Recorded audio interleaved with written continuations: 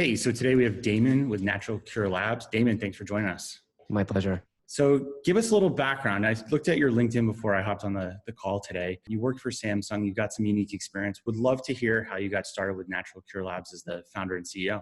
So Natural Cure Labs is a dietary supplement company. And I will admittedly say that I don't have a long, lengthy background in nutrition or wellness.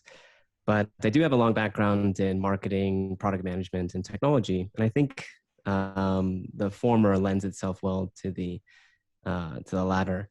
And as you said, I worked for really large tech companies for more than 10 years. I started off at Microsoft. I was in their corporate headquarters in Seattle, Washington.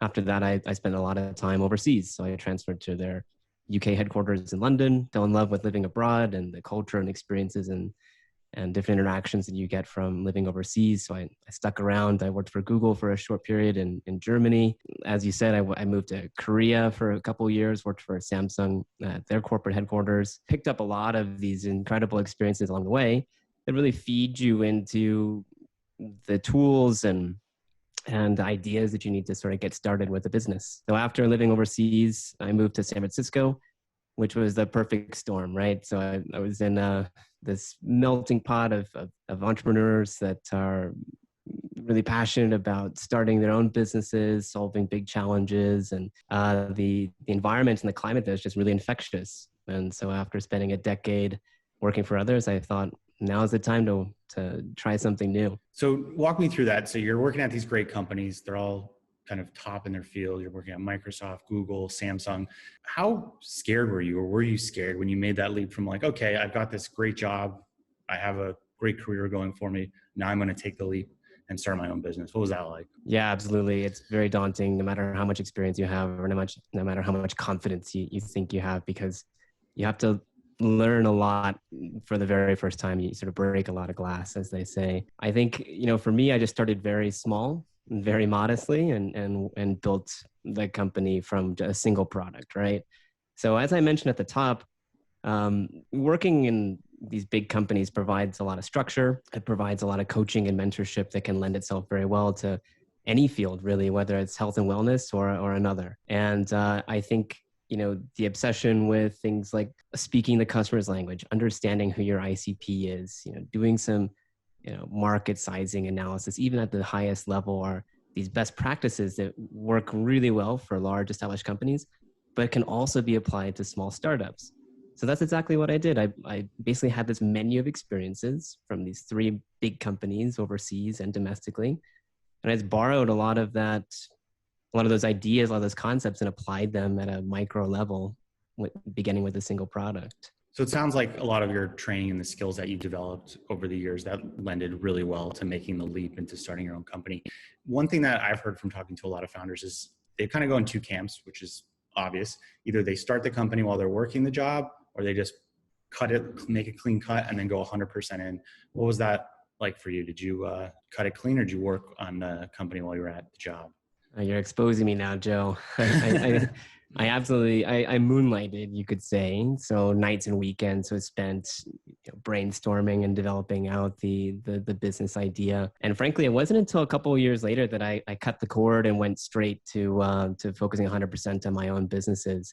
Like you said, it can be pretty scary to go from having a decade of very established, very consistent, very predictable support and income and infrastructure to really being on your own, right? Having to build your own retirement plan and manage your own finances, your own accounting, your bookkeeping. It can be pretty scary. So for me, I found a happy balance between, working full time and having that security of having an established job and income.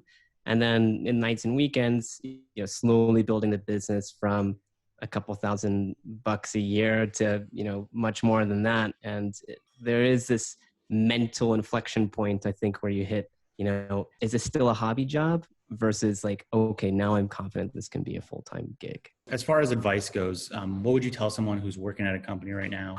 Maybe they're thinking about a side hustle or starting their own e-commerce store. What advice would you give them based on your past learnings? Yeah, go for it. It's basically what it comes down to. I do I get asked this question a lot. I volunteer for some entrepreneurship courses and local universities and things of that nature.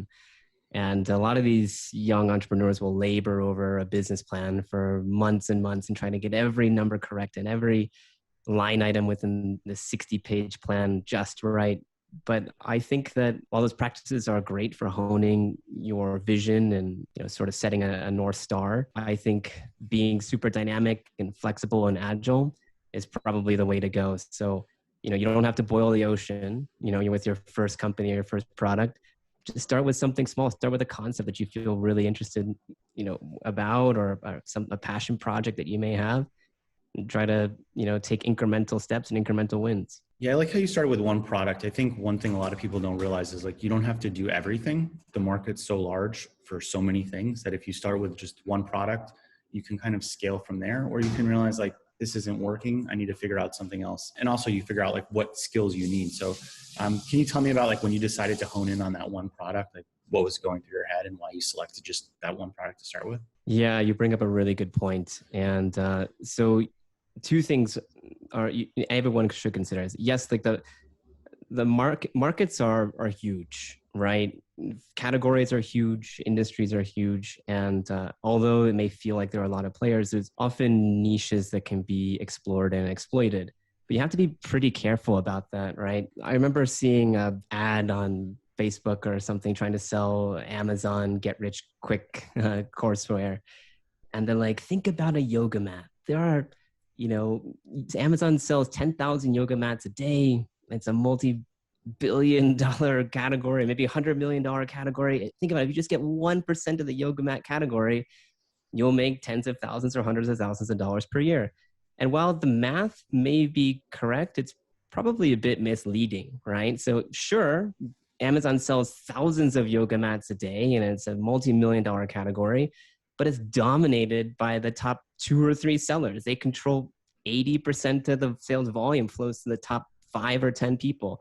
And it's the remaining, 2,000 sellers that have to fight over the scraps. And so you may find yourself with a warehouse full of yoga mats that you can't move. So I think it's about, finding a niche that is not oversaturated, that still has relatively good traction and search volume and some interest, and where you can properly differentiate. Look at what the competition's doing and maybe more importantly, what they're not doing. Obsess over the reviews, see what people are raving about, see what people are complaining about, and see if you can iterate on that and sort of, again, explore the niche, try, carve out a space for yourself and compete on that. How long have you been selling on Amazon? Since 2015. Oh, wow. So how have you seen a change in the last 6 years? Oh, quite a bit. It's night and day now than it was in 2015. In 2015, I spent $500 a year on sponsored ads, and if it even existed back in 2015, I don't know. And now I spend $7,000 to $10,000 a month on sponsored ads. It's crazy. It's horribly competitive. You've seen a lot of the tactics shift. Before it was around, goosing reviews with false and fraudulent reviewers, to much more sinister black hat and gray hat techniques, and a lot more external pressures, not just domestically from people feeling really enabled and empowered to sell on Amazon, because the barrier to entry is very, very low. But now foreign sellers are really coming in and dominating the space. They have the infrastructure, they have direct access to manufacturing capabilities, and they're just coming in and deploying some of these black and gray hat techniques and just wiping out the smaller sellers. It's been tough. And the other thing that I would say has changed quite a bit is Amazon's compliance and enforcement behaviors. It used to be they could afford the time and discipline to be really surgical about taking products down and applying enforcement. Now it's all bot driven, and you can get caught up in these bot sweeps, and you have a very innocent product. On the seller forums, you see these horror stories. I sell socks. I literally sell athletic socks, and they got pulled down as a toxic substance. A pesticide. They got caught up in a pesticide sweep. It's clearly my socks are not a pesticide, but the bot thought it was, and they're defenseless to do it, because you just wake up one morning, and that's my biggest fear. I wake up and I check my phone every morning for some sort of phantom suspension notice from Amazon that's no fault of my own. Yeah, that's wild. I actually heard a rumor that Amazon bought a company that does fake reviews for Amazon products. And the reason why they bought it is because they wanted to get a list of all the companies that were selling on Amazon that were using it to get rid of them. And there was a major, I'm going to slaughter this name, but they do like all the electronic like dongles and cords and all that kind of stuff. I think it's like Aukey. They're huge. And I think they got all their listings removed. It was like $1 billion company. And I think it was connected, but they're clever. I mean, that's a great idea. Like spin up a new company, buy the review company for a lot, and then just clean house with fake reviewers. Oh my gosh, that's another example of one of these fantastical horror stories that you want to believe are not true, but probably have a seed of truth to it. Yeah, it's wild. So Amazon is obviously awesome. Like they come up in so many search results. Everyone knows it. You go there when you have high intent because you want to purchase something. People have Prime memberships, so they're extremely loyal. How do you, or do you diversify outside of Amazon? Yeah, it's essential. And that's my number one goal for 2021 is diversifying the channels to market and increasing sales velocity outside of Amazon.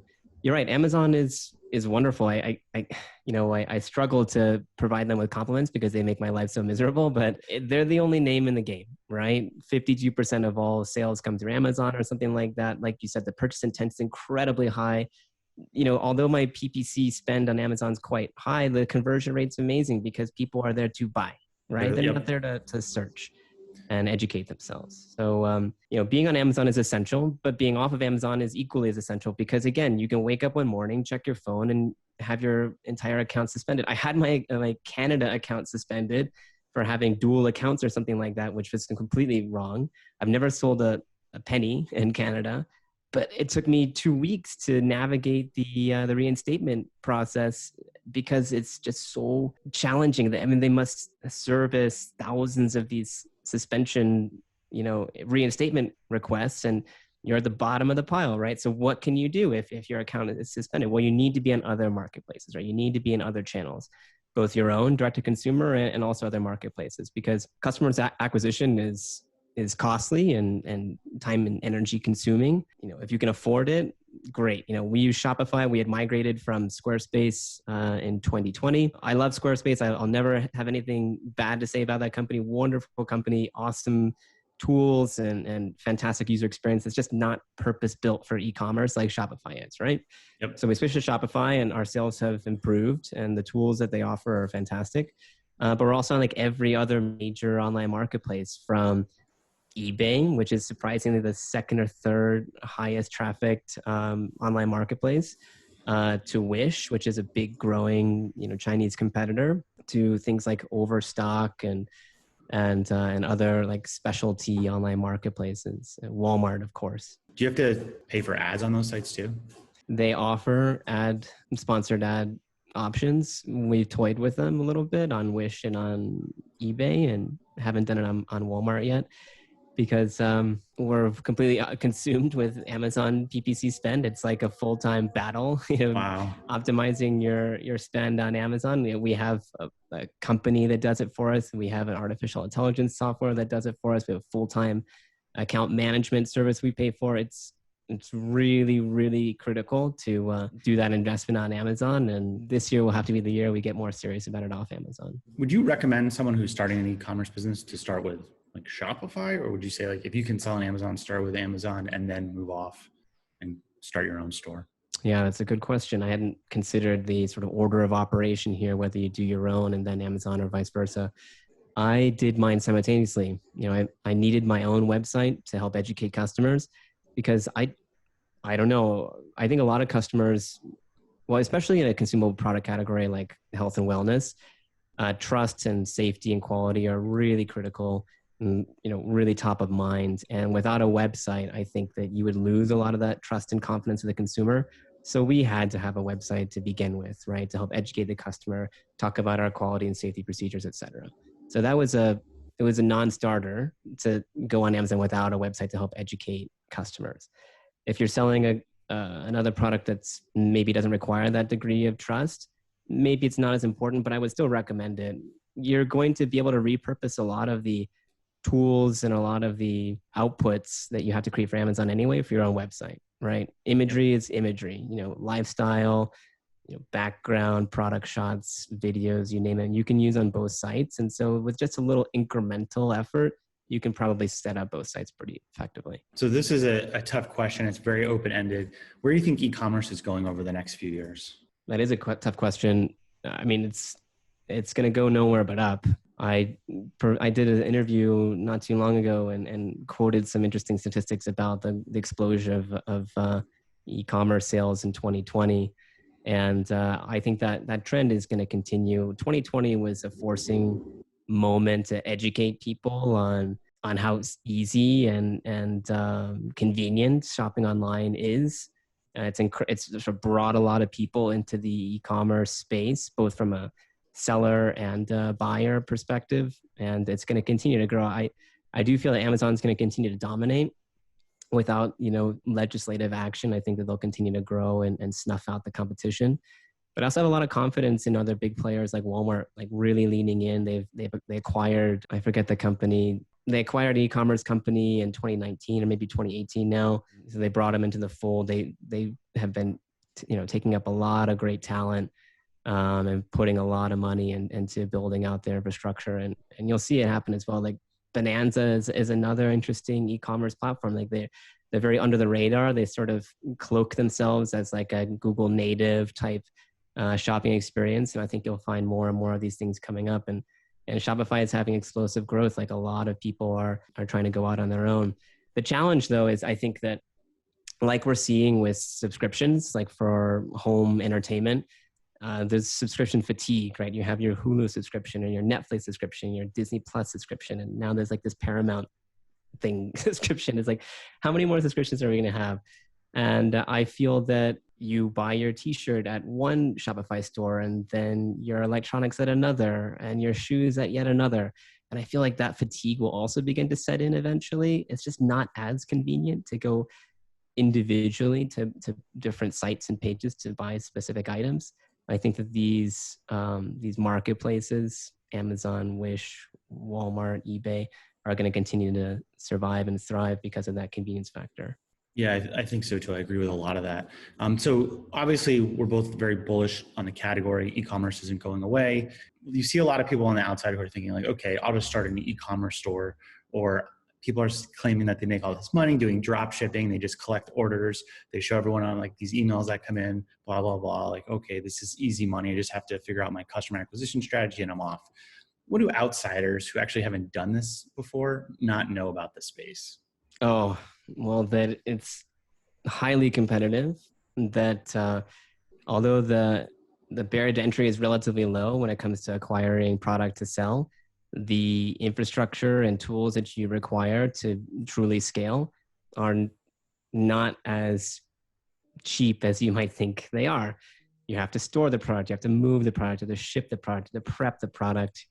You have to go, at least in my case, you have to go through compliance. You have to worry about trademarks and copyright protections. You have to worry about compliance with regulatory bodies that, labeling needs to be done correctly and marketing needs to be done in a compliant manner. Education needs to be done. Again, I think a lot of people get seduced by this fact that they can buy a trinket in China or somewhere overseas for a very affordable price, and they see them being sold online for 3, 4, 5x. But what they don't realize is that 3, 4, 5x is very necessary to cover your costs. And like the take home, slice is pretty thin after accounting for all the infrastructure that goes into moving that product. Yeah, that's a great realistic perspective on it. I think one thing that a lot of people think is it's just like, okay, Shopify is $35 a month. I'll go source a product on Alibaba. I'll throw it up on the website. And then they realize like after 2 weeks, like no one's buying anything. Maybe like their mom bought something. And then they're like, what did I do? And then they just quit and they have a ghost store doing nothing for the next couple months. So that's a really helpful perspective. So if someone wanted to seriously get into e-commerce, they start with their one product, they're focusing on an area, they understand how competitive it is, they're going to diversify with maybe a Shopify store with their website and then Amazon. What resources would you recommend they take a look at to make sure that their first kind of few months is off to a good start? Yeah, it's a lot to take on, and I could probably spend the remainder of our time together trying to educate the listeners and audience on how they can, become more savvy in this space.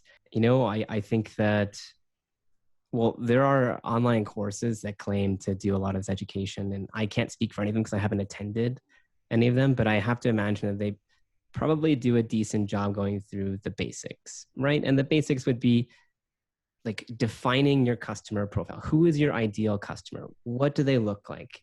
Who are they, and why do they care? Like, what problem is your product solving?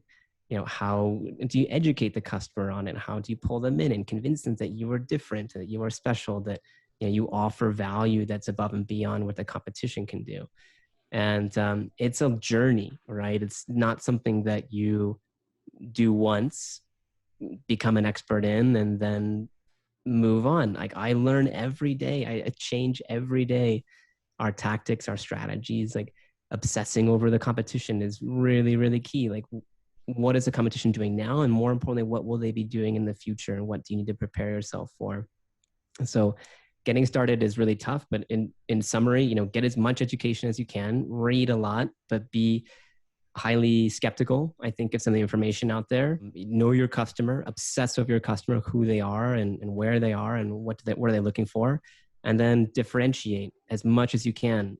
Everything from the brand to the communication to the tone and manner at which you speak about your own company and brand. And those are the three things I might recommend. Yeah, that's great advice. I would caution anyone who is considering starting a store to don't spend a lot of money on a course. It's easy to just think courses are going to solve all your problems, but what happens is a course can give you some basic information, which you could probably figure out online anyway for free. And then once you start, you realize you have a lot of questions that your course isn't going to answer for you. And then you have to adapt. And like you mentioned, the competition, they're not going to tell you how to position yourself differently versus your competition. They might tell you be aware of the competition because you'll have to position yourself differently. No, Joe, that's a really great call out, and one that I'm happy that you further explored. And I'm not in any way condoning or advocating for any paid courseware. I think that you're right. They're at a very, very high 10,000 foot view level that's not going to help solve anyone's individual problems. A lot of the courseware is very tired, right? I attended a couple webinars that were clearly pre-recorded. And even though they might have only been 12 to 18 months old, they were very out of date, very irrelevant, very rapidly. This is one of the most rapidly moving spaces. And maybe there are peer groups out there that people can get involved in. I know I'm involved in a lot of, these Facebook e-commerce groups. Again, everything has to be taken with a grain of salt. Some of the advice out there is not, I don't know if it's deliberately incorrect or if just the user has the best intentions, they just don't know. But explore your education as fully as you can. Don't invest a lot. Have a high degree of skepticism, and start small, right? Don't overextend yourself by buying a container worth of product and expect that you're going to move it in the timeline that you need. Try to start very, very small. When we ran our first production run, we paid about 3 or 4 times the price for that small production run than we would eventually pay. Oh, wow. For larger runs, because we bought this micro run, right? We only bought 500 units.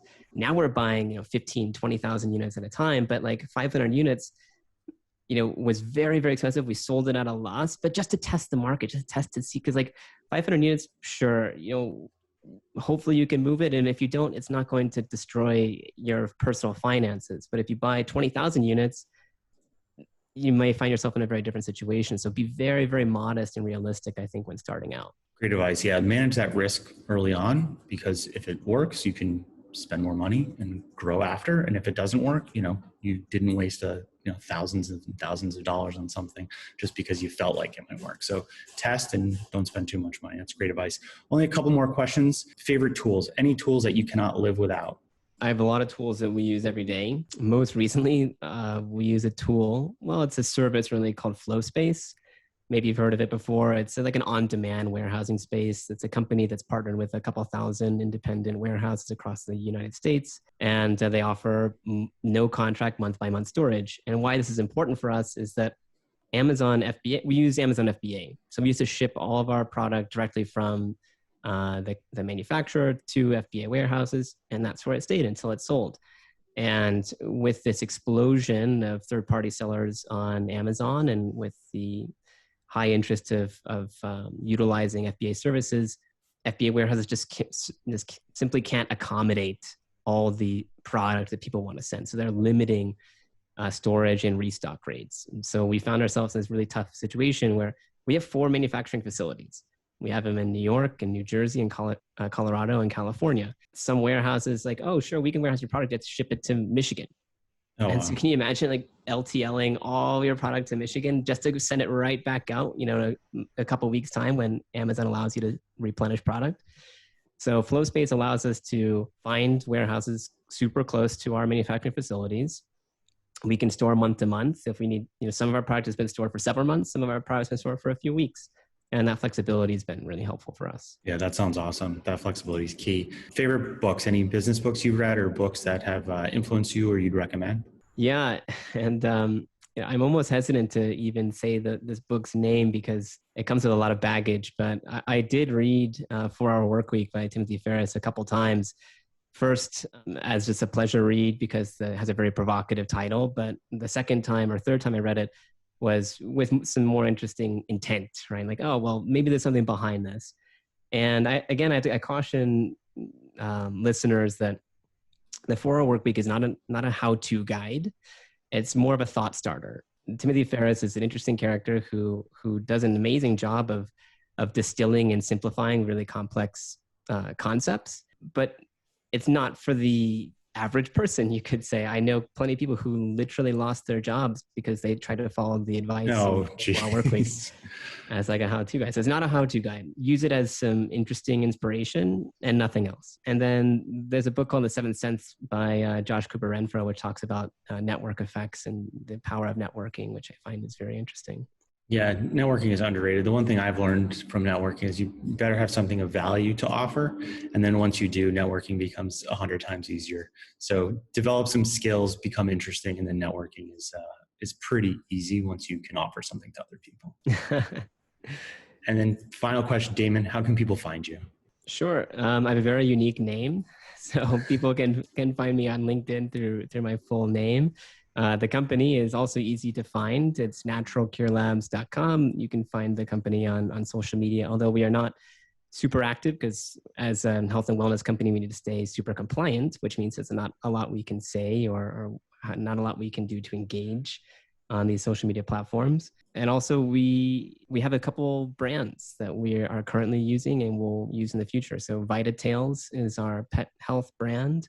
So we manufacture multivitamin soft chews for dogs, sort of translating some of our expertise in human supplements to pets. Very cool. And then we are rebranding our human supplement line to a brand called Palmara Health, which will be announced later this month or early next month. Sounds great. Awesome chatting with you, and thanks for the time. My pleasure.